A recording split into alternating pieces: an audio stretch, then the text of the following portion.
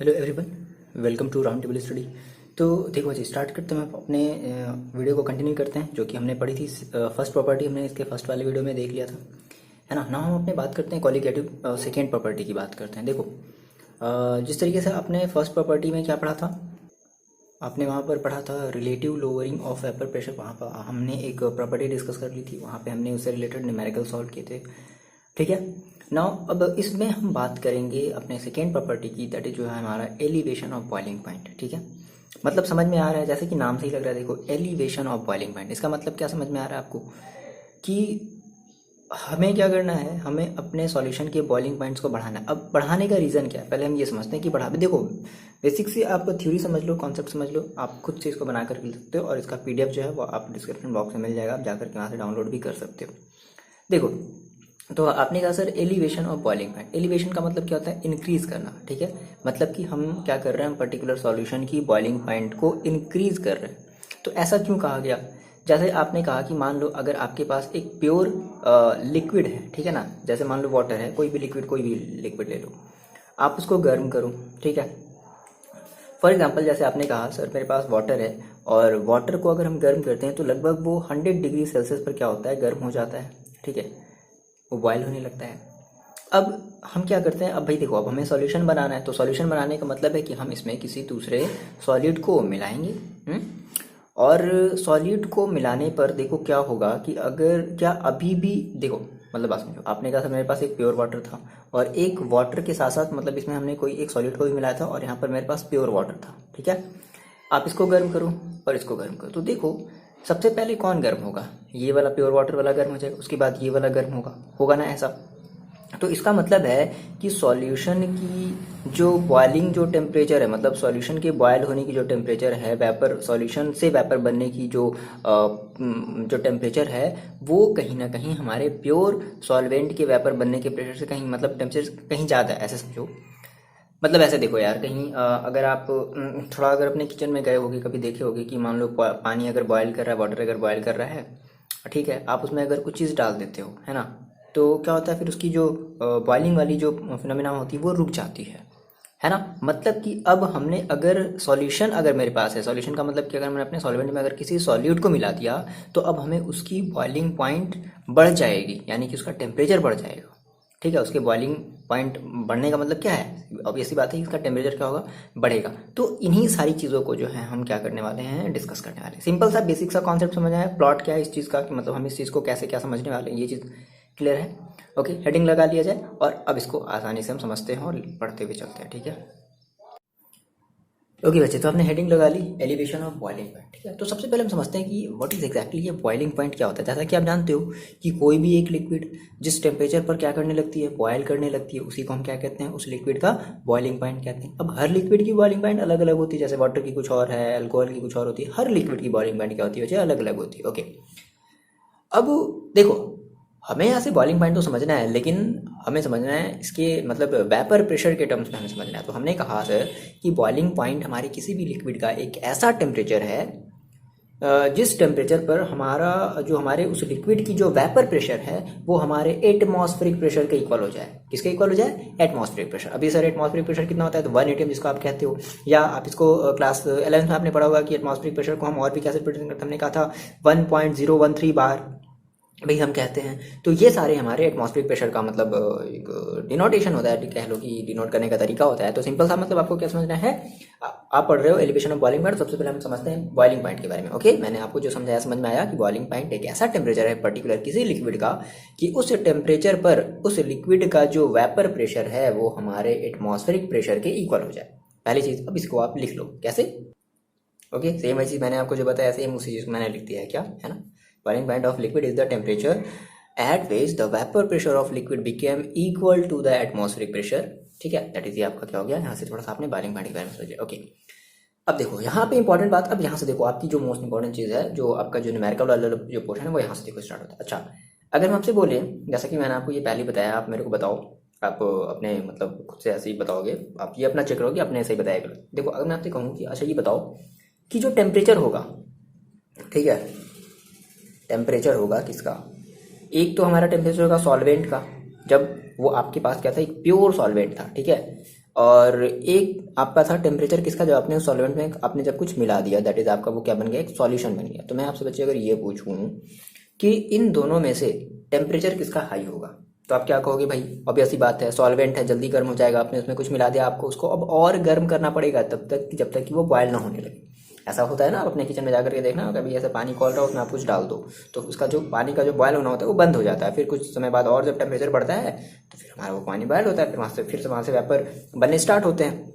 इतनी बात आ रही समझ में। तो आपने कहा सर कि इस केस में अगर हम टेम्परेचर का अगर हम कंपेरिजन करें दोनों का, तो भाई मेरा जो सॉल्यूशन का जो टेम्परेचर होगा वो क्या होगा, बड़ा होगा, है ना। सॉल्वेंट का जो टेम्परेचर होगा वो क्या होगा, छोटा होगा। इतनी बात आपको समझ में आ रही है। अच्छा, अब देखो, अब इनके बीच का जो डिफरेंस है, यानी कि टेम्परेचर ऑफ सॉल्यूशन, है ना, बॉइलिंग पॉइंट, मतलब temperature of boiling point of solution minus temperature of boiling point of solvent के बीच का जो डिफरेंस है, इसी को हम कहते हैं एलिवेशन इन बॉइलिंग पॉइंट। क्या कहते हैं इसी को हम, एलिवेशन इन बॉइलिंग पॉइंट। भाई मतलब कितना बढ़ा एलिवेशन, कितना एलिवेट हुआ, पहले कितना था अब कितना हो गया। फॉर एग्जाम्पल जैसे आपने कहा, मान लो मेरी जो वाटर है वो 100 डिग्री सेल्सियस पर उबल खौल रही है, बॉयल्ड हो रही है ना। अब हमने कहा सर हमने किसी सॉलिड को डाल दिया, अब जो है ये 104 डिग्री सेल्सियस पर बॉयल होने लगी। तो अब भाई डिफरेंस देखो कितना हुआ। तो आप क्या कहोगे, आप ये कहोगे ना, इतना माइनस इतना, दैट इज 104 माइनस 100 कितना 4, दैट इज 4 डिग्री सेल्सियस का क्या हो गया, एलिवेशन, मतलब बढ़ गया। ठीक है, तो इसी को हमने क्या दिया, elevation of boiling point. Okay, आ रही बात समझ में। ये चीज़ आप लिख लो, इसको आप चाहो तो लिख सकते हो या फिर ऐसी केवल बना करके समझ सकते हो। समझ में आ रही है बात। अब देखो, अब हम इसको थोड़ा सा ग्राफ के थ्रू समझते हैं। ग्राफ कैसा सर, मान लो आपने कहा सर मेरे पास यहाँ पर एक ग्राफ था, हम टेम्परेचर कंपैरिजन हमने किया किसका, सॉल्वेंट का और सॉल्यूशन का। तो हमें ये पता चला क्या, देखो आपने कहा कि ये जो हमारी चीज़ है वो हमारी शो कर रही है वेपर प्रेशर को, किसको शो कर रही है, वेपर प्रेशर को शो कर रही है, ये वाई एक्सिस।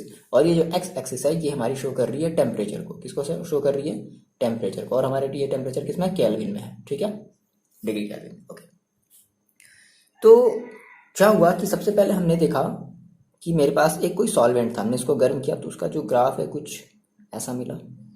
ठीक है,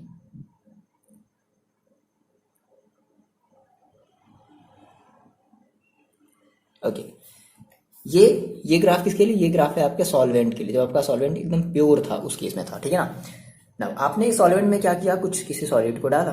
ओके, तो आप क्या होगा कि अब उस सॉल्वेंट उस सॉलिड सॉलिड को डालने की वजह से अब उसका वेपर प्रेशर बनना बंद हो जाएगा। तो अब क्या करोगे, आप उसको फिर से थोड़े और हायर टेम्परेचर तक गर्म करोगे। देखो ये आपकी टेम्परेचर क्या शो करी, आपकी इंक्रीमेंट ऑफ टेम्परेचर शो कर रहा है। तो आपने कहा सर हम, यानी कि अब ये देखो, ये जो ग्राफ है ये आपका सॉल्यूशन का ग्राफ है। किसका ग्राफ है ये आपका सॉल्यूशन का ग्राफ है। तो ये पता चला देखो कि अब देखो हमने क्या किया कि पहले जो इस सॉल्वेंट की जो टेम्परेचर थी वो समथिंग मान लो कहीं यहाँ पर थी, यहाँ पर देखो कम होगा ना, आप अगर ऐसे चल रहे हो तो ये आपका इंक्रीजिंग ऑर्डर है ना, तो मान लो यहाँ पर था। अब देखो, अब जब आपको जो सॉल्यूशन जो मिला है ना, तो अब सॉल्यूशन का जो प्रेशर वेपर है वो इस वाले टेम्परेचर पर बनना स्टार्ट हुआ है, समझ रहे हो, इस वाले टेम्परेचर पर बनना स्टार्ट हुआ है। और इस वाले टेम्परेचर पर देखो आपको वेपर प्रेशर क्या मिल रहा है, अब सेम मिल रहा है। पहले जो सॉल्वेंट के केस में जो जितना वेपर प्रेशर यहाँ पर जितना मिल रहा था, अब आपने जब इसका जब टेम्परेचर बढ़ाया सॉल्यूशन का, तब जाकर के आपको उतने ही अमाउंट में वेपर प्रेशर मिलना स्टार्ट हो गया। तो ये बात सारी चीज़ें आप इस ग्राफ से भी समझ सकते हो, है ना। ऑब्वियस सी बात है, अगर हमने टेम्परेचर बढ़ाया है तभी जाकर के हमें क्या होगा, हमें अपने सॉल्यूशन का वेपर मिलना स्टार्ट होगा, और फिर उसकी जो वेपर है वो हमारे सॉल्वेंट के वेपर प्रेशर के इक्वल होगी। क्लियर है ये बात। देखो अब सेम इसी कहानी को हम क्या करते हैं, यहाँ पे थोड़ा सा डिस्क्राइब कर देते हैं। क्या कहा मैंने सर कि एज वी नो, हमें पता है कि वेपर प्रेशर ऑफ सॉल्यूशन, ठीक है। देखो क्या कह रहे हैं हम यहाँ से, vapour pressure of solution is lower, है ना, लोअर होगी।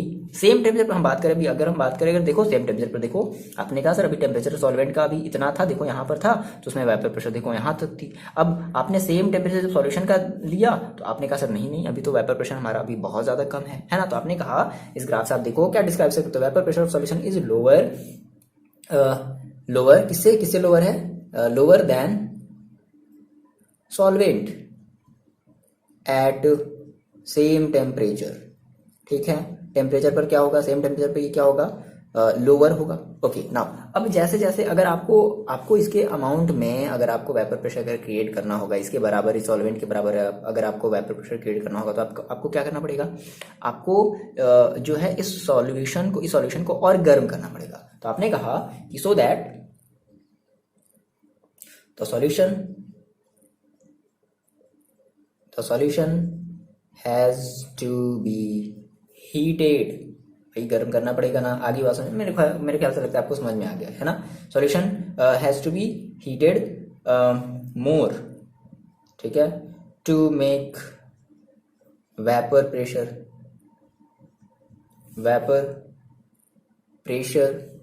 इक्वल टू किसके इक्वल टू सॉल्वेंट, या सॉल्वेंट का जो वेपर प्रेशर बना था वो आपकी किसके इक्वल था, एटमॉस्फेरिक प्रेशर के। तो हम भी क्या कह देंगे, प्रेशर इक्वल टू एटमॉस्फेरिक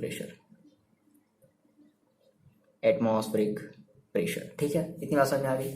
अब देखो, अब यहां से हम अपने क्या करने वाले हैं, अब हम यहां से अपने न्यूमेरिकल पर्पस की बात करने वाले हैं। देखो, तो आपने ये भी कहा था कि हमारा भाई जो ये जो मतलब जो बॉइलिंग पॉइंट है ये हमारे नेचर ऑफ सॉल्वेंट पर डिपेंड नहीं करता, ये हमारे number of molecules of solute पर डिपेंड करता है ना।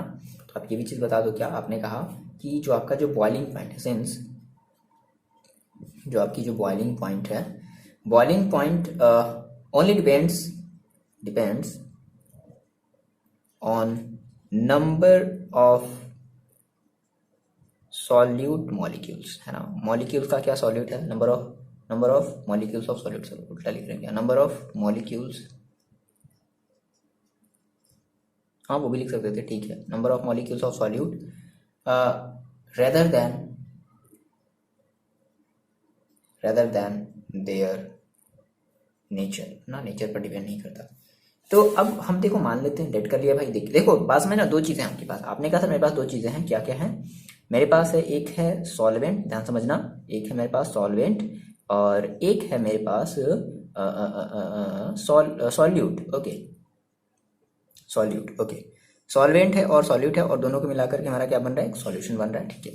अब आपने कहा कि हम लेट कर लेते हैं कि जो हमारी बॉइलिंग पॉइंट है, बॉइलिंग, ध्यान समझना आप यहाँ से, अब ये आपको एनसीईआरटी ऐसे कुछ समझने के लिए बोलता है। बॉइलिंग पॉइंट किसकी मान लेते हैं, पहले हम प्योर सॉल्वेंट की मानते हैं, जब हमने अपने सॉल्वेंट में कुछ भी नहीं मिला था, ठीक है। प्योर सॉल्वेंट की अगर हम बात कर ले, तो मान लिया हमने कि उसका जो टेम्परेचर है वो मान low temperature of boiling point, और प्योर के लिए याद करो हम क्या लेते थे, यहाँ पे नॉट लगाते थे, जैसे हमने कहा ना vapour pressure of pure solvent, तो हम वहाँ पे क्या लगाते थे, नॉट लगाते थे, तो हमने वैसे ही कुछ कर दिया, टीबी नॉट, ठीक है।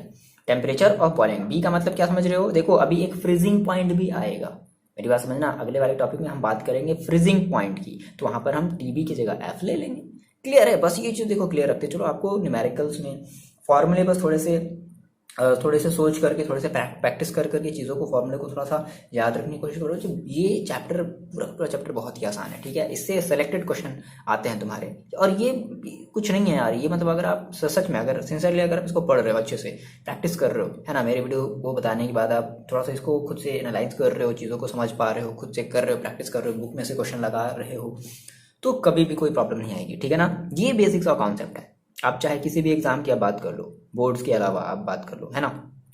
ओके चलो, तो हमने कहा सर मान लेते हैं कि boiling point of pure solvent की जो बॉइलिंग पॉइंट है वो कितनी है, टीबी नॉट है, pure solvent that is TB nought. तो temperature of boiling point of pure solvent that is, इसका क्या मतलब है, temperature of boiling point of pure solvent. अच्छा, फिर हम ये मान लेते हैं कि बॉइलिंग पॉइंट ऑफ सॉल्यूशन, अब याद करो सॉल्यूशन का हम वहां पे प्रेशर कैसे लेते हैं, हम केवल पी लेते थे, तो मान लो हमने यहाँ पे ले लिया टीबी। टीबी का मतलब क्या है, टी स्मॉल में बी का मतलब क्या है कि temperature of boiling point of solution. Clear है इतनी बात। अच्छा, अगर हम कहें कि सर इंक्रीज कितना होगा, आपको जैसे पता है एज यू नो कि यहाँ पे आप मेरे को बताओ जो टीबी होगा, अब ऐसी बात है जो आपका टीबी होगा वो क्या होगा, ग्रेटर देन होगा टीबी नॉट से। बोलो ये चीज़ है होगा कि नहीं होगा, ये सॉल्यूशन की टेम्परेचर ज़्यादा होगी ना होगी, है ना। तो आपने कहा कि अगर हम सर अगर ये निकालना चाहें, इंक्रीमेंट अगर निकालना चाहें, so increase in boiling point, तो उसको हम रिप्रेजेंट करते हैं डेल्टा। भाई डिफरेंस, इंक्रीज मीन्स डिफरेंस, तो डेल्टा टीबी, है ना, यानी कि डिफरेंस इन बॉइलिंग पॉइंट। तो कितना हो जाएगा भाई, टीबी माइनस टीबी नॉट, ये होगा, है ना। तो इसी डिफरेंस को हमने आपको क्या बताया था, इसी डिफरेंस को हम क्या कह रहे हैं, इसी डिफरेंस को हम कह रहे हैं एलिवेशन ऑफ बॉइलिंग पॉइंट।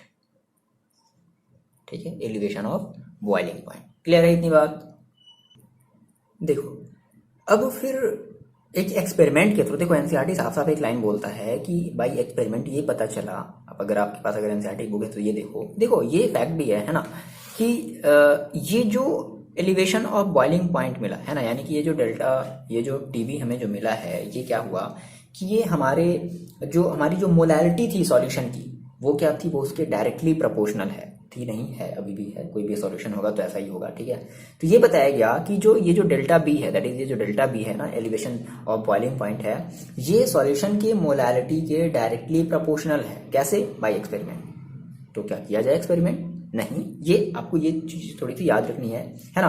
तो आपने कहा कि भाई अकॉर्डिंग टू एक्सपेरिमेंट हमने ये कहा क्या कि हमारा जो डेल्टा बी है क्या है, is directly proportional to molality. याद आ रहा है मोलैलिटी का फॉर्मूला सारा का सारा याद आ रहा है, फिर भूल गए? जस्ट स्टार्टिंग के वीडियो में हमने यही तो देखा था। ठीक है, मोलैलिटी देखो याद कर लो, हम क्या कहते थे मोलैलिटी को बेसिकली हम डिनोट करते थे स्मॉल एम से। दो चीजें होती थी, एक आपकी होती थी मोलैलिटी और एक आपकी होती थी मोलैरिटी। ठीक है ना, ओके, मोलैरिटी और एक एक और होती है मोरालिटी। कंफ्यूजन नहीं है ना तीनों में? मोरालिटी का मतलब वो आपकी मोरल वैल्यू, जिसको आप मोरल चीज़ें बोलते हो। ठीक है, बड़ों की रिस्पेक्ट करना, ये वो सारी चीज़ें, उसको आप मोरल बोलते हो। ये आपकी मोलल है ना। और एक और चीज़ हमने पढ़ी थी क्या, मोलैरिटी। तो तीनों में फ़र्क है बच्चे। ठीक है, आप क्या पढ़ रहे हो अभी? मोलैलिटी। इसके पहले आपने क्या पढ़ा था? मोलैरिटी। एक और चीज़ आप अपनी डेली लाइफ में क्या फॉलो करते हो, क्या चीज़ करते हो? मोरालिटी। ठीक है, मोरल वैल्यू। ओके। कई बच्चे कहेंगे सर क्या बता रहे हैं, मोलैलिटी। ओके, आ जाओ। देखो, तो हमने कहा sir delta TB is directly proportional to क्या है, एम है। एम का मतलब क्या है? मोलैलिटी। अब ये मोलैलिटी का मतलब देखो, मोलैलिटी का मतलब क्या होता था, आप कहते थे मोल्स ऑफ सॉल्यूट। याद आया? भूल गया सब? मोल्स ऑफ सॉल्यूट अभी टेस्ट लेने वाले हैं, जस्ट अभी टेस्ट, अभी देखो अभी हम अनाउंसमेंट करने वाले हैं टेस्ट का। Moles of solute upon moles of solute upon क्या कहते थे यार, हाँ, मास ऑफ सॉल्वेंट। और ये सॉल्वेंट की मास हम किस में लेते थे? केजी में लेते थे। मास ऑफ सॉल्वेंट हम किस में लेते थे? केजी में लेते थे। क्लियर है? ठीक, तो आपने कहा सर अगर हम ये प्रोपोर्शनलिटी, अगर हम सिंबल हटाते हैं तो यहाँ से हमें क्या मिलेगा? यहाँ से हमें यहाँ से लिख देना है कि एज वी नो। ठीक है, ये चीज़ एक्सपेरिमेंटली आया है। ठीक है ना, तो हमने कहा सर अगर हम यहाँ से प्रोपोर्शनैलिटी का सिंबल अगर हटाते हैं तो क्या मिलेगा? हमें मिलेगा एक कांस्टेंट, और उस कांस्टेंट को हम कहेंगे के बी। ठीक है, और इनटू एम। और यही हमारा जो के बी है, इसी के बी को हम क्या कहते हैं? इसी के बी को हम कहते हैं कांस्टेंट ऑफ प्रोपोर्शनलिटी, या फिर ऑफ ये एक मिनट, हाँ ठीक है, देखो इसको हम क्या कहते हैं? इसको हम कहते हैं बॉइलिंग पॉइंट एलिवेशन कांस्टेंट। क्या कहते हैं? इस चीज को याद रखना है। यहाँ पे हमारा जो के बी है, इसको हम कहते हैं boiling point elevation. Okay, elevation constant. ठीक है, या इसी को हम एक और नाम से जो एनसीईआरटी का बोलता है, इब्यूलोस्कोपी कांस्टेंट। ठीक है, क्या बोलते हैं इसको? और नाम याद रख लेना, इब्यूलो, EBULLI, इब्यूलोस्कोपी, SCOPIC। Okay, constant. ठीक है, तो इस नाम से हम क्या करते हैं? इस कांस्टेंट को जानते हैं। देखो अब ये जो चीज़ है, ये आपके हर सॉल्वेंट के लिए क्या होती है? फिक्स होती है। ठीक है, ये फिक्स होती है। आप अपने एनसीईआरटी में 2-3 पेज पलट करके टेबल देखो, ये चीज़ सभी मतलब पर्टिकुलर सॉल्यूशन के लिए या सॉल्वेंट के लिए क्या होती है? फिक्स होती है ना। ओके, तो ये आपको याद रहेगा। या फिर इसी को एक और नाम दिया गया है क्या?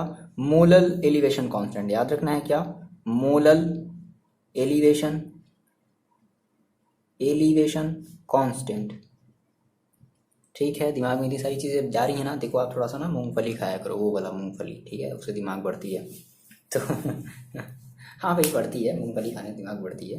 तो ओके ठीक है, दिमाग की जो आपकी जो स्टोरेज कैपेसिटी है ना, वो बढ़ती है। वैसे दिमाग की स्टोरेज कैपेसिटी की कोई लिमिट नहीं होती है, हर दिन बहुत सारे जो हैं वो मिलियंस ऑफ स्टोरेज जो है वो अपने दिमाग में स्टोर कर सकते हो। बट चलो ये सब बात की बात है, सब आध्यात्मिक चीज़ें हो जाएंगी, फिलहाल हमें उसमें नहीं जाना है, कभी और। ओके, तो इतनी बात आपको समझ आई। Delta T B is equal to क्या मिला आपको, के बी एम। यहाँ पे आपने के बी को क्या कहा, क्या बोल दिया, मोलर एलिवेशन कांस्टेंट कह दिया, या बॉइलिंग पॉइंट एलिवेशन कांस्टेंट कह दिया, या इबुलोस्कोपिक कांस्टेंट कह दिया। ये आपको तीन नाम याद रखने हैं। अब हम यहाँ से देखो, हमने कहा था, हमने स्टार्टिंग में जब ये वाला जब हम टॉपिक जब प्रॉपर्टी जब स्टार्ट करते तो हमने स्टार्टिंग में कहा था कि हमें निकालना होता है मोलर मास ऑफ सॉल्यूट, कि भाई सॉल्यूट जो है उसकी मोलर मास कितनी है, हमें ये निकालना होता है। तो हम क्या यहाँ से कैलकुलेट करना चाहेंगे, हम यहाँ से कैलकुलेट करना चाहेंगे molar mass of solute, that is M2। याद आया M2, पहले वाले क्वेश्चन में भी हम M2 निकालते थे, तो इस वाले क्वेश्चन में हम क्या निकालने वाले, M2 निकालने वाले। ओके, इतनी बातें आपने नोट कर ली। अच्छा, यहाँ से थोड़े से हम यूनिट की बात कर लेते हैं। यूनिट ऑफ केबी है ना, क्या हो जाएगा भाई, केबी की यूनिट दैट इज जिसको हम लोग कहते थे क्या, मोलर एलिवेशन कांस्टेंट कहते थे। तो इस केबी की यूनिट देखो क्या हो जाएगी, तो आपने देखो ये पढ़ा है क्या, कि आपकी जो डेल्टा टी बी होती है वो इज इक्वल टू होता है के बी इंटू एम के। ठीक है, एम आपका यहाँ पे क्या है, मोलैरिटी है ना। अच्छा, आप यहाँ से अगर के बी को आप यहीं छोड़ दो तो के बी इज इक्वल टू क्या हो जाएगा, इधर देखो delta T B upon M. Okay, अंधेरा कायम रहे। अच्छा, ओके सर, तो देखो हम कहाँ पर थे। Okay, delta T B upon M, M यहाँ पर आपकी क्या होती है, मोलैरिटी होती है। तो आपने कहा सर देखो, अब यहाँ पे जो आपका टेम्परेचर है, तो टेम्परेचर को आपको यहाँ पे कैसे लेना है, कैल्विन में लेना है, कैल्विन में लेना है अपॉन। ये बताओ मेरे को, मोलैरिटी की जो यूनिट होती थी वो क्या होती थी, नहीं याद है तो देखो याद कर लो जल्दी से। मोलैरिटी का आपको अगर फॉर्मूला याद है ना, देखो यार कुछ भी चीज़ देखो कैसे याद रखी जाती है। मोलैरिटी आपने कहा सर क्या होता था, हमने कहा था कि number of moles of solute upon mass of solvent in KG, KG में लेते यानी कि अपॉन में केजी हो जाएगा। नंबर ऑफ मोल्स में हम क्या कहते थे, तो मोल्स, नंबर ऑफ मोल्स के लिए हम कहते थे क्या कहते थे, molar mass upon given mass. Okay, यानी कि हम उसको कहते थे molar mass. Okay, molar mass, sorry given mass upon molar मास, सॉरी। तो गिवन मास दैट इज हम उसको कहते थे क्या, ग्राम। ठीक है, कुछ गड़बड़ कर रहे हैं क्या, ओके, एक मिनट। देखो आपने क्या कहा, नंबर ऑफ मोल्स कहा ना, तो नंबर ऑफ मोल्स का मतलब क्या, दैट इज मोल्स। अच्छा, मोल्स पर केजी। ओके, देखो ये चीज क्लियर है। हम यहाँ पे क्या लेते थे, मोलैरिटी का हम फॉर्मूला क्या लेते थे, मोल्स पर केजी लेते थे। तो आपने कहा सर यहाँ पे हमें मोलैरिटी की जगह क्या रखना है, मोल्स पर केजी रखना है। क्या रखना है बच्चे, मोल्स पर केजी रखना है। तो आपने कहा सर मोल पर केजी। अब देखो ये केजी उड़ करके यहाँ चला जाएगा, तो क्या हो जाएगा, केल्विन है ना। केल्विन ये आपका टेम्परेचर कांस्टेंट है, ये आपके टेम्परेचर का ये है यूनिट है, ध्यान रखना केल्विन। ओके, केल्विन और मोल, सॉरी केल्विन केजी पर मोल, क्या हो जाएगा बच्चे, केल्विन केजी पर मोल। तो ये आपकी इस केबी की यूनिट हो जाएगी, unit of KB, kelvin KG पर मोल, ध्यान रखना। ठीक है ना। अच्छा, न्यूमेरिकल में आप चीज एक और ध्यान रखना कि अगर आपसे सॉल्यूशन का टेम्परेचर पूछता है, किसका टेम्परेचर पूछता है, सॉल्यूशन का टेम्परेचर, तो याद रखो फॉर्मूला क्या है आपके पास, आपने कहा सर मेरे पास है delta T B is equal to T B minus T B naught, ये चीज तो है। तो सॉल्यूशन का टेम्परेचर दैट इज आपको क्या निकालना पड़ेगा, आपको निकालना पड़ेगा टी बी। अगर आपको डेल्टा टी बी पता है, नहीं पता है तो देखो हम इस वाले फॉर्मूले से लगा करके, ये वाला जो फॉर्मूला है के बी इंटू एम, देखो ध्यान रखो ये के बी इंटू एम, बस यही चीज है। अब इसी चीज को हम थोड़ा सा और डिटेल में करना, मतलब एक शॉर्ट तरीका, या है ना, या फिर डायरेक्टली आप यहाँ से निकालना चाहते हो तो डायरेक्टली निकालेंगे। मतलब देखो एम निकालने के लिए आपको क्या चाहिए, आपको चाहिए number of moles of solute upon mass of solvent चाहिए। ठीक है, तो यहाँ से हम निकालने वाले हैं कि अगर हमें मान लो मास ऑफ, अगर सॉरी मोलर मास अगर सॉल्यूट को बोल दे तो हम कैसे निकालेंगे। ठीक है, बट आपका जो मेन फॉर्मूला है वो यही है, ध्यान रखना। ओके, तो नाउ हम देखो बात करते हैं किसकी, मोलर मास की। Okay, molar mass of solute. इतनी बातें आपने नोट डाउन कर ली होंगी ना। देखो ये इंपॉर्टेंट क्यों है, ये जो मैंने आपको अभी जो केबी की मैंने जो यूनिट बताई, तो मे भी एक ऐसा क्वेश्चन आपको देखने को मिलेगा जिसमें केबी की यूनिट को चेंज होगी, तो आपको उस केबी की यूनिट को चेंज, मतलब समझ रहे हो, बनाना पड़ेगा ना, तब जाकर के आप अपने फॉर्मूले में रखोगे ना। देखो, तो हम बात करते हैं calculation of molar mass of solute के हम अब क्या बात करते हैं, हम इसके मोलर मास की हम क्या करते हैं, इसकी हम कैलकुलेशन करते हैं। हम देखो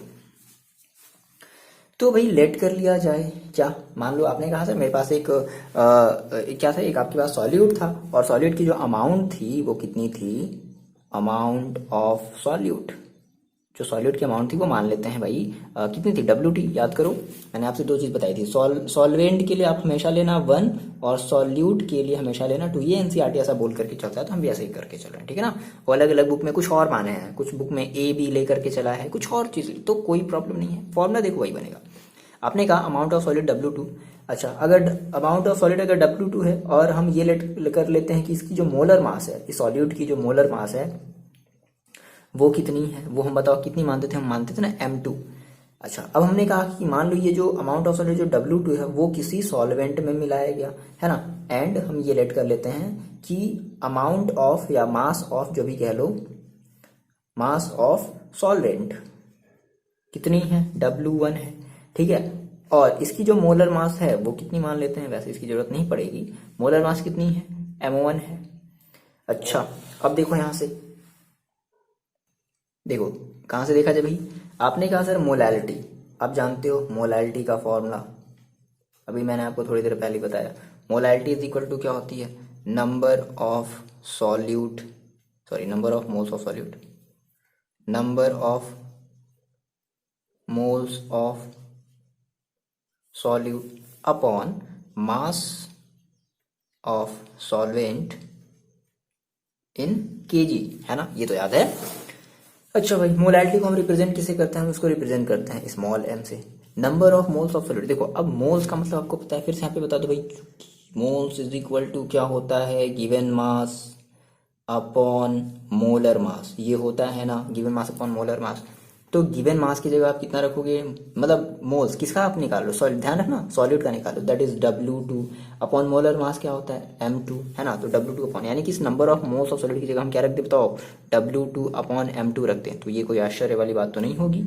upon mass of solvent, mass of solvent, हमें मास ऑफ सॉल्वेंट देखो कितनी दी गई है, मास मास मास मास मास मास ऑफ सॉल्वेंट कितनी दी गई भाई, M2, सॉरी M2 नहीं नहीं नहीं नहीं W1, ओहो, अमाउंट ऑफ सॉल्वेंट, अमाउंट का मतलब ही क्या है, mass of solvent, okay, mass of solvent that is W1 into, देखो अब ये देखो, अब बात यहाँ ध्यान देना, हमने यहाँ पर जो चीजें अपनी हम जो लेते हैं वो हम ग्राम में लेते हैं, किसमें लेते हैं बच्चे, ग्राम में, ग्राम में, ये सारी आपकी अमाउंट किसमें, ये सभी अमाउंट आपकी किसमें, ग्राम में, ओके।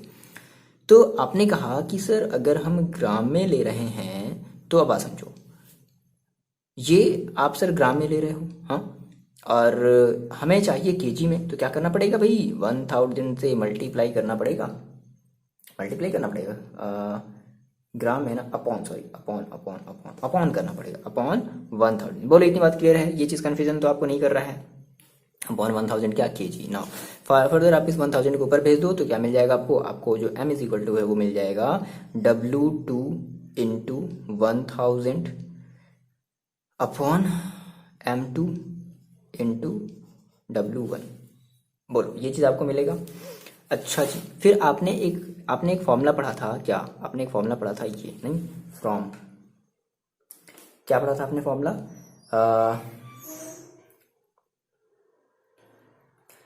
ओके, आपने एक फॉर्मूला पढ़ा था क्या, डेल्टा TB ना is equal to M KB into M, बोलो KB इंटू M, ये पढ़ा था। तो आप क्या कर दो, देखो ये जो M की वैल्यू है, इस M की वैल्यू को उठा करके इसमें हम पुट कर देते हैं, क्या हो जाएगा, so delta TB is equal to KB into M की वैल्यू कितनी है, W2 into 1000 upon M2 into W1। अब देखो ध्यान रखना, अब अगर आप जैसे आपके न्यूमेरिकल्स हैं ना, तो उसमें ध्यान रखना कि इसमें जो W2 मतलब आप अब देखो, क्योंकि आप ऑलरेडी 1000 से मल्टीप्लाई कर चुके हो, है ना, तो आप जो है आप फिर से 1000 से मल्टीप्लाई मत कर देना, कि ऐसा नहीं कि अच्छा कि हमारा तो ग्राम में दिया हम इसको चेंज करके, नहीं ऐसा आप करोगे फिर गड़बड़ हो जाएगा। क्लियर है इतनी बात। तो डेल्टा TB इक्वल टू कितना आ गया आपके पास, इतना आ गया। अच्छा, आपको निकालना है क्या, आपको निकालना है मोलैरिटी निकालनी है कि सॉरी क्या गड़बड़ हो जाता है यार, देखो हमें क्या निकालना है, हमें निकालना है मोलर, हाँ हमें निकालना है मोलर, सॉरी मोलर मास निकालना ना सॉल्यूट का, M2 का मतलब क्या, मोलर मास।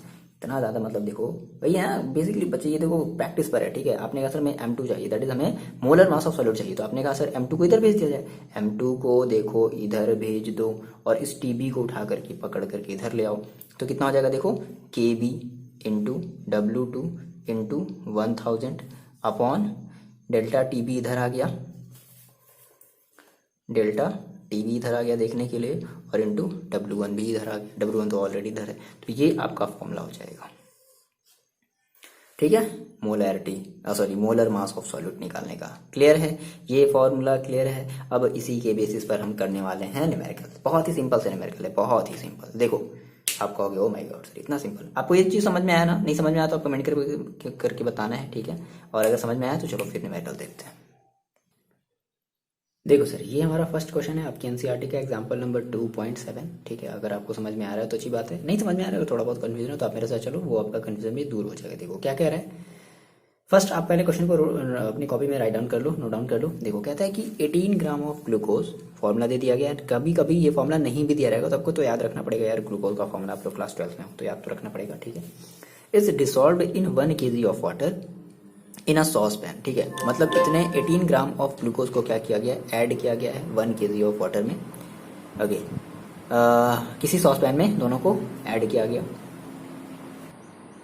ना। उसके बाद कहता है कि एट व्हाट टेम्परेचर, भाई देखो टेम्परेचर पूछ रहा है ऑफ द सॉल्यूशन, यानी कि वाटर मतलब पर्टिकुलर जो वाटर जो बना इस ग्लूकोज को मिलाने के बाद, यानी कि जो सॉल्यूशन बना है आपसे उस सॉल्यूशन का टेम्परेचर पूछ रहा है ना। इसका मतलब आपको समझ में आ रहा है। देखो यानी कि आपसे देखो साफ साफ आपने कहा सर अगर हम इसको सॉल्व करें तो सबसे पहले हम कसर करते हैं गिवन। सबसे पहला काम देखो आपको क्या करना है, किसी भी न्यूमेरिकल को सॉल्व करने से पहले गिवन चीजें लिखनी। आपने कहा सर गिवन क्या है 18 ग्राम ऑफ ग्लूकोज, अच्छा तो ग्लूकोज यहाँ पर आपका क्या एज एक सॉल्यूट क्या हो गया, ये आपका एक सॉल्यूट हो गया।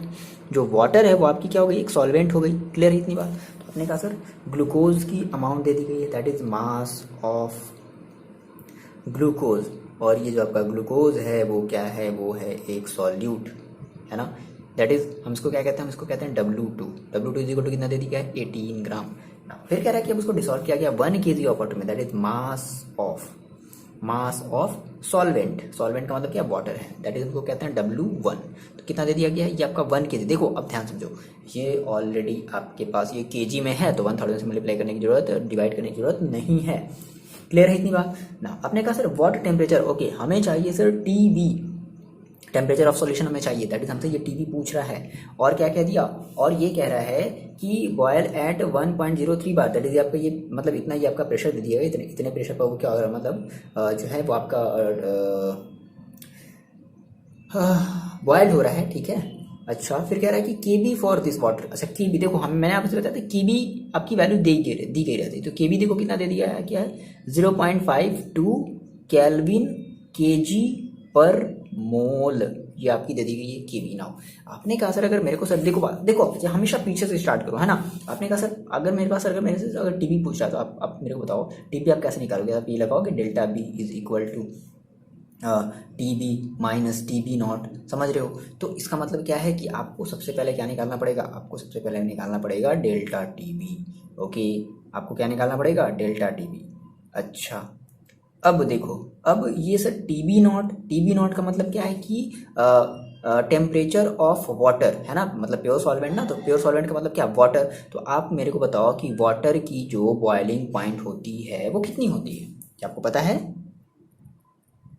देखो डिग्री में हम लोग कितनी लेते हैं 100 डिग्री सेल्सियस, लेकिन आपको यहाँ पे डिग्री में नहीं चाहिए ना, आपको किस में चाहिए, आपको चाहिए कैल्विन में। तो कैल्विन में के लिए हम जो TB नॉट है वो कितनी लेंगे, वो हम लेंगे 373.5, इतनी लेते हैं, ठीक है। आप कन्वर्ट कर लो, आपको कन्वर्जन आता है ना। देखो तो क्लियर होगी बात। तो आपने कहा सर मेरे को सबसे पहले सर मेरे को क्या निकालना है, डेल्टा TB नॉट निकालना है। अगर हम सर डेल्टा TB नॉट निकाल लें तो आसानी से हम इसकी वैल्यू क्या रख देंगे 373.5, मतलब कि boiling point of pure water या प्योर सॉल्वेंट जो भी आप कह लो।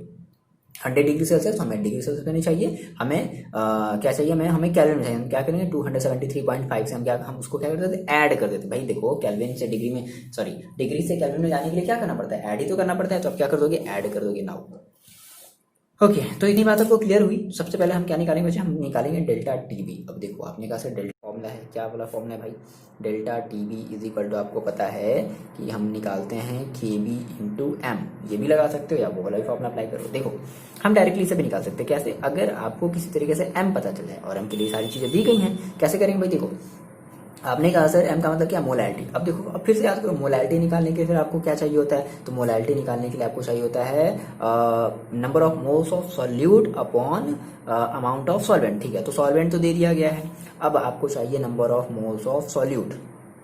ओके भाई, number of moles of solute चाहिए, तो आपने कहा sir number of moles of solute निकालने के लिए हमें चाहिए मोलर मास, है ना, given mass upon molar mass, तो गिवन मास भी दिया है, बस आपको मोलर मास निकालना है। तो मोलर मास किसका, ग्लूकोज का, क्लियर है। तो आपने कहा सर मोलर मास, समझ रहे हो, देखो हमेशा अपने क्वेश्चन को पीछे से स्टार्ट करो, जहां से ना समझ रहे हो तो सारी चीजें आपको मिलती चली जाएंगी। Molar mass of solute, solute यहाँ पे हमारा क्या है, ग्लूकोज है, दैट इज C6H12O6। देखो आप इसको जब रखोगे तो इसका कितना मिलेगा, कार्बन है ना, तो कितना हो जाएगा भाई, 6 × 12, ठीक है, प्लस ये कितना हो जाएगा 1 × 12 और प्लस 6 × ऑक्सीजन 16। ओके, तो कितना हो जाएगा, ये आप इसको सॉल्व करो, आपका ये जाएगा 180 ग्राम पर मोल। ये आपने क्या निकाली, ये आपने मोलर मास ऑफ सॉल्यूट निकाल लिया। ठीक है, आपने सॉल्यूट का मोलर मास निकाल लिया। देखो इस क्वेश्चन में मोलर मास निकालना नहीं था, आपने कितने आसानी से मोलर मास ऑफ सॉल्यूट आपने निकाल लिया, बट आपको निकालना है सर ये K B, sorry delta T B. ठीक है, तो आपने कहा सर ये अब हम एम निकाल लिया जाए, तो एम के लिए आपको क्या निकालना पड़ेगा, आपको निकालना पड़ेगा नंबर ऑफ मोल्स, है ना, बस बात समझ रहे हो आप मेरी। तो आपने कहा सर ऐसा करते हैं कि हम निकाल लेते हैं नंबर ऑफ, देखो कुछ बच्चे होंगे जो डायरेक्टली फॉर्मूला अप्लाई कर देंगे, बात वही है, number of moles of solute, वही बात है, हम इसको ऐसे टुकड़े टुकड़े में निकाल रहे हैं, आप उसको ऐसे डायरेक्टली निकाल लोगे। तो moles of solute is equal to, देखो कितना हो जाएगा, moles of solute is equal to क्या होता है, तो number of moles of solute is equal to given mass upon molar mass. देखो गिवन मास कितनी दी गई, 18 ग्राम, अपॉन मोलर मास कितनी आई है 180 ग्राम। इसको आप सॉल्व करोगे तो कितना आ जाएगा 0.1, ठीक है, मोल्स, ये आएगा फाइनली। आप फॉर्मूला जानते हो मोलैलिटी का, एम इज इक्वल टू क्या होता है, since M is equal to होता है given mass upon sorry number of moles of solute, तो number of moles of solute देखो कितना है आपका 0.1 अपॉन मास ऑफ सॉल्वेंट, तो मास ऑफ सॉल्वेंट देखो कितना है 1 kg, तो 1 kg 1 तो कितना आ जाएगा 0.1, है ना, क्या हो जाएगा मोल पर kg। ये आपने क्या निकाल लिया, ये आपने निकाल लिया नंबर ऑफ मतलब सॉरी ये आपने निकाल लिया मोलैलिटी ना। अब फॉर्मूला आपको पता है, as you know delta T B is equal to K B into M, तो रख दिया जाए, तो delta T B is equal to कितना हो जाएगा, के बी, देखो के बी की वैल्यू दे दी गई है कितनी 0.52 इंटू एम की वैल्यू देखो कितनी की 0.1। आप इसको अगर सॉल्व करोगे तो कितना आ जाएगा 0.052, ये तो आएगा क्या क्या क्या क्या डेल्टा के बी, भाई डेल्टा टी है, टी का मतलब क्या, केल्विन, केल्विन केल्विन तो होगा ना। आपने ये चीज़ निकाल ली। अब देखो आपने डेल्टा टी भी निकाल लिया। अच्छा, फिर आपने कहा कि सर वी नो दैट, ये हम जानते हैं, ये जानते हो तो ये जान लो, ये जानना जरूरी है, ठीक है ना, इतने बड़े होकर तक नहीं बताओ। देखो वी नो दैट क्या होता है हमें, boiling point of water, boiling point of water हर बच्चा जानता है 100 डिग्री सेल्सियस होता है, बट हमें डिग्री सेल्सियस में नहीं चाहिए, हमें चाहिए केल्विन में। तो हमने कहा सर कितना होता है 373.5 केल्विन एट 1 बार, ठीक है, सॉरी 1 बार कह लो या 1 ATM कह लो या 1.013 बार कह लो, जो भी आपकी मर्जी। अच्छा भाई, तो आपने ये दैट इज ये जो दिया है ना, ये क्या दे दिया आपका, ये भाई आपका दे दिया TP नॉट, क्या दे दिया TP नॉट। सो हमें फाइनली निकालना है बॉइलिंग पॉइंट ऑफ सॉल्यूशन, है ना, boiling point of solution, that is आपको चाहिए सुपरमैन की शक्ति नहीं, आपको चाहिए TB। ओके, तो TB इक्वल टू देखो कितना हो जाएगा, TB इक्वल टू हो जाएगा, फॉर्मूला अप्लाई कर लो भाई। देखो मेरे को भी नहीं आता है, तो हमने कहा सर मेरे को पता है delta TB is equal to T minus TB naught, तो फाइनली यहाँ से आप इस TB को ही छोड़ दो, TB नॉट को इधर ले आओ तो कितना हो जाएगा, तो ये हो जाएगा delta TB plus TB not. Delta TB की वैल्यू देखो कितनी आई है ये 0.052 प्लस TB नॉट की देखो वैल्यू कितनी आपने निकाली है 373.5। अब ये मत बोलना बच्चे सर ये कहाँ से आ गया, ठीक है, तो आप इसको ऐड कर लो, ऐड कर लिया जाए कितना हो जाएगा 0.05200, ठीक है, डायरेक्टली ऐड कर रहे हैं आप, अपनी कॉपी में ऐसे मत करना, रफ में कर लेना। तो कितना आ जाएगा देखो, 255.373, यानी कि 373.552, ठीक है। आगे इतनी बात समझ में, तो ये आपका हो जाएगा आंसर केल्विन, है ना। क्लियर है, ऐसे क्वेश्चन आप कर लोगे, बहुत आसान सा क्वेश्चन था, ठीक है ना। एक और क्वेश्चन देखा जाए, ठीक है, आप इसके पीडीएफ डाउनलोड कर लेना, उसमें बहुत सारे क्वेश्चन है, लगभग 2 3 4 5 क्वेश्चन है, तो आप वहाँ से इसको सॉल्व कर सकते हो। हम बहुत सारे क्वेश्चन का डिस्कशन नहीं करेंगे, देखो हमें इसको जल्दी से खत्म करना है, बेसिकली कोशिश करेंगे बहुत जल्दी हम इसको खत्म करने की, है ना। मेरी फुल कोशिश रहेगी कि इस चैप्टर को बहुत हो गया, बहुत ज़्यादा दिन से चल रहा है, वैसे भी चैप्टर अपलोड करना बंद कर दिए थे, बट नहीं फिर से, है ना। तो हम इसको जल्दी से खत्म करना है। देखो इसके बेसिकली 2 प्रॉपर्टीज़ और बचे हैं, दोनों प्रॉपर्टीज़ के बाद फिर एक टॉपिक कुछ और है ऐसे, उनको देखेंगे फिर जल्दी से होता है। ओके नाउ देखो बात करते हैं अपने नेक्स्ट क्वेश्चन की। ओके सर, तो ये रहा आपका एग्जांपल नंबर 2.8। देखो क्या कह रहा है, सेम वही उसी टाइप का क्वेश्चन है, कुछ नहीं है। सबसे पहले देखो आपको क्वेश्चन पढ़ना है, या आपको अपनी इस क्वेश्चन को अपनी कॉपी में राइट डाउन करना है, ठीक है, और चीज़ों को एक बार रीड करना अच्छे तरीके से। देखो ये कह रहा है कि the boiling point of benzene, benzene की जो बॉइलिंग पॉइंट है वो कितनी है, वो दे दी गई है 353.2 केल्विन, केल्विन में दिया गया है, when 1.8 gram of non volatile solid. Okay, अब यानी कि आपके यहाँ पे जो बेंजीन है वो एज एक सॉल्वेंट की तरह ट्रीट करना है बेंजीन को, और उसमें कुछ नॉन वोलाटाइल टाइप का जो सॉलिड है वो मिलाया जा रहा है, कितने ग्राम, 1.8 ग्राम। तो देखो आपको यहाँ से 2 चीज़ें पता चली, क्या आपको यहाँ से पता चला बच्चे, बेंजीन का बॉइलिंग पॉइंट दैट इज क्या कहोगे आप, कहोगे TB नॉट, बोलो इतना कहोगे ना, क्योंकि भाई बेंजीन का बॉइलिंग पॉइंट दैट इज आपको बेंजीन यहाँ पर आपको एज एक प्योर सॉल्वेंट की तरह दिखाई दे रहा है, और उसकी जो बॉइलिंग पॉइंट है, तो प्योर सॉल्वेंट की बॉइलिंग पॉइंट हम क्या लेते हैं, TB नॉट लेते हैं। कितना दे दिया गया है, 353.2 के। पहली चीज फिर कह रहा है कि when 1.80 gram of non volatile solute was dissolve, यानी कि ये क्या दे दिया गया आपका, ये आपका दे दिया गया सॉल्यूट, है ना, दैट इज W2, W2 एक जीरो, देखो कितना दे दिया गया, 1.80 ग्राम, ये आपका दे दिया गया। फिर कह रहा है कि 90 gram of benzene, okay that is W1 देखो कितना दे दिया गया, 90 ग्राम दे दिया गया। अच्छा, फिर कह रहा है कि the boiling point is raised to 354.11 K. अब देखो कह रहा है कि जो बॉइलिंग पॉइंट है वो कितना बढ़ गया, वो रेज्ड यानी कि इतना बढ़ गया, दैट इज आपकी इस पूरे सॉल्यूशन का जो है वो बॉइलिंग पॉइंट दे दिया गया। आगे की बात समझ में, तो सॉल्यूशन का boiling point that is TB, तो TB इज इक्वल टू कितना दे दिया गया है आपके पास, 354.11 kelvin. Calculate the molar mass of solid that is M2, आपको फाइंड आउट करना है, कितना ही आसान है।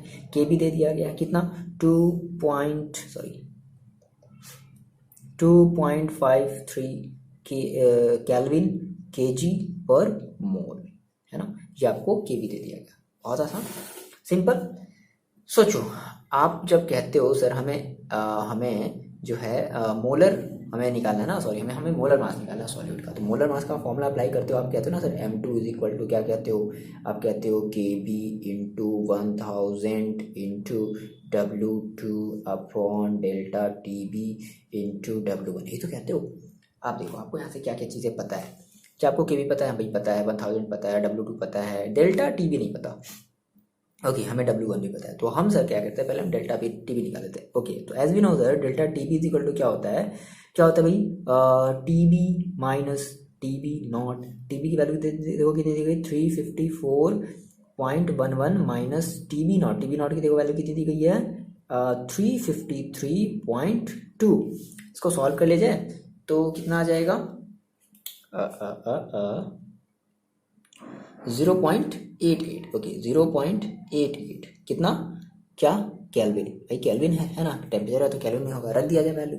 सो फाइनली आपको नहीं कहा sir M2 is equal to KB, देखो KB की वैल्यू देखो कितनी दी गई है, 2.53 इंटू 1000। अब देखो अब कई बच्चे क्या होंगे यहाँ पे फिर से बनते, देखो मैंने आपसे कहा था कि W2 देखो W ऑलरेडी यहाँ पे 1000 है ना, तो आप यहाँ पे 1000 का आपको मल्टीप्लाई डिवाइड करने की जरूरत नहीं है, ठीक है। तो 2.53 इंटू 1000 इंटू W2 की देखो वैल्यू कितनी दी गई, 1.80 अपॉन डेल्टा TB की वैल्यू कितनी है, 0.88 इंटू W1 की देखो वैल्यू कितनी है, 90। अब सर इसको सॉल्व कैसे किया जाए, देखो बहुत ही आसान है, क्या किया जाए, तो ऐसा करते हैं, देखो इस 0 से एक 0 काट दो, ठीक है, और क्या कर दो, इस 100 का इसमें मल्टीप्लाई कर दो, तो कितना हो जाएगा 1800 हो जाएगा, दैट इज 180 हो जाएगा। अब मेरी यहाँ से बात समझना,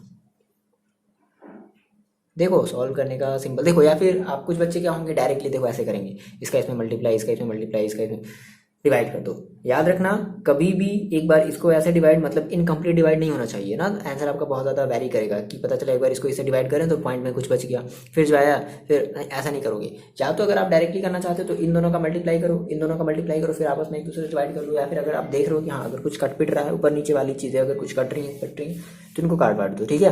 तो 2.53 इंटू इसमें मल्टीप्लाई कर दिया जाए, कितना हो जाएगा 180 अपॉन ये देखो कितना हो जाएगा, ये हो जाएगा 0.88 इंटू 9, देखो ये कट जाएगा, 9 2 दैट इज 20 आ जाएगा। अब देखो क्या करो, यहाँ पे आप 100 का ऊपर नीचे क्या कर दो, मल्टीप्लाई कर दो। तो जैसे ही आप मल्टीप्लाई करोगे थोड़ा सा होगा, तो 253 अपॉन 88 इंटू 20, ठीक है। अब देखो ये आप काट दो किससे किससे किससे किससे किससे देखो ये 2 से काट दो, 4 जा 2 10 जा, ओके ठीक है। अब देखो ये आपका 11 से कट जाएगा, 11 4 जा और 11 2 जा 22, कितना बचा 3, 11 3 जा 23, कितना बचा 23 इंटू 10, तो कितना आ गया 230 अपॉन 4। अब यार देखो ये सब मेरे को नहीं करना चाहिए, ठीक है, ये आप खुद से कर सकते हो, इसमें बहुत ज़्यादा टाइम लगता है। ये देखो हम ये नहीं कर रहे हैं, देखो आपकी कैलकुलेशन में भी हो सकता है कि आपकी कैलकुलेशन मेरे से भी बहुत अच्छी हो, है ना, तो आप इसको और जल्दी से कर सकते हो। तो आपको ये कोशिश किया करो, और कोई बात नहीं अगर आपको नहीं आता है तो आप मेरे साथ सीख लो। अब देखो कैलकुलेशन तो आपको करना पड़ेगा ना यार, हम हर बार कैलकुलेशन नहीं बता सकते ना, एक बेसिक सा कॉन्सेप्ट आपको दे सकते हैं, ठीक है, कि हाँ ऐसे करो ऐसे करो। तो ध्यान रखो, अब हम अगली बार से ये चीज़ ऐसा नहीं करेंगे डायरेक्टली, ठीक है ना। आप कैलकुलेशन करो थोड़ा सा, इसकी वजह से वीडियो से थोड़ा और ज़्यादा लेंथी हो जाता है, ओके। तो अगर हम इसको डिवाइड कर लें 230 अपॉन 4 को, तो कितना आ जाएगा भाई, ये आपका आ जाएगा 57.5 ग्राम पर मोल, ठीक है। ये आपने क्या निकाल लिया, ये आपने मोलर मास निकाल लिया ऑफ सॉल्यूट का। क्लियर है, इतनी बात समझ में आ गई, ठीक है। पीडीएफ में आपको एक और क्वेश्चन मिलेगा, आपको उस क्वेश्चन को सॉल्व करना है। पहले हिंट मत देखना, हिंट आपको नहीं देखना है, पहले आप सॉल्व करोगे, समझ में नहीं आएगा फिर आप हिंट देखोगे। क्लियर है, चलो। तो कहाँ चला जाए सर, नहीं कहीं चला नहीं जाए। बेसिकली देखो ये बस इस लेक्चर में हम इतनी ही बात करते हैं, है ना। नेक्स्ट इसके बाद हम जस्ट अपलोड करेंगे और उसमें आप देखोगे अपना हम अपने नेक्स्ट टॉपिक बात करेंगे। बट फिलहाल अभी इस टॉपिक की अगर बात कर लो आप, तो आपको कमेंट करके बताना है कि हाँ सर आपने ये कैसा पढ़ाया, जैसा ही पढ़ाया आप कमेंट करके बताओगे, आपको अच्छा लगा बुरा लगा जैसा भी लगा, अपना फीडबैक, अपना बेस्ट अपना फीडबैक देना, आपको जो भी फील हुआ हो, है ना। हम ये नहीं कह रहे नहीं आप मेरी प्रेज ही करो, ऐसा कुछ नहीं है। आपको अगर नहीं समझ में आता है, आपको जिस पॉइंट में प्रॉब्लम समझ में आती है, आप उस चीज़ को मेरे को कमेंट करके बताओगे। बट देखो ये फैक्ट है, ये चीज़ें आपको जाननी है। अब इसमें हम क्या कर सकते हैं, इसमें हम कुछ एक्स्ट्रा देखो बेसिकली क्या होता है, समझाने का एक वे होता है ना। चीज़ें अपनी जगह फिक्स होती हैं, चीज़ों को आप कन्वर्ट नहीं कर सकते, चीज़ों को आप बदल नहीं सकते, ठीक है ना। बस एक समझाने का तरीका होता है कि अगर आपको समझ में आया तो अच्छी बात है। अब आप समझ रहे हो, समझदार हो, क्लास पढ़ने पढ़ते हो, तो जैसा भी होगा बच्चे आप कमेंट करके बताओगे, ठीक है। और जल्दी से हम इस चैप्टर को ख़त्म करते हैं, जल्दी जल्दी कोशिश करेंगे कि इनके सारे प्रॉपर्टीज़ को और सारे टॉपिक्स को हम खत्म करें। मे भी कोशिश करेंगे आज हाँ मे भी आज तक कोशिश करेंगे, ठीक है। इसके लिए हमें ठीक है थोड़ा सा वर्क करना पड़ेगा। और फिजिक्स का जो है हम मंडे से स्टार्ट करेंगे, दैट इज मंडे का मतलब कल, है ना। कल से नया चैप्टर स्टार्ट करेंगे फिजिक्स का। तो ठीक है, मिलते हैं आपसे नेक्स्ट वीडियो में। जल्दी से आप इस चीज़ को जल्दी से कवर कर लो और नेक्स्ट वीडियो आप जल्दी से देख लो। हाँ, और टेस्ट का भी जल्दी हम शेड्यूल आने वाला है, ओके। पढ़ाई करते रहो और अपना ख्याल रखो।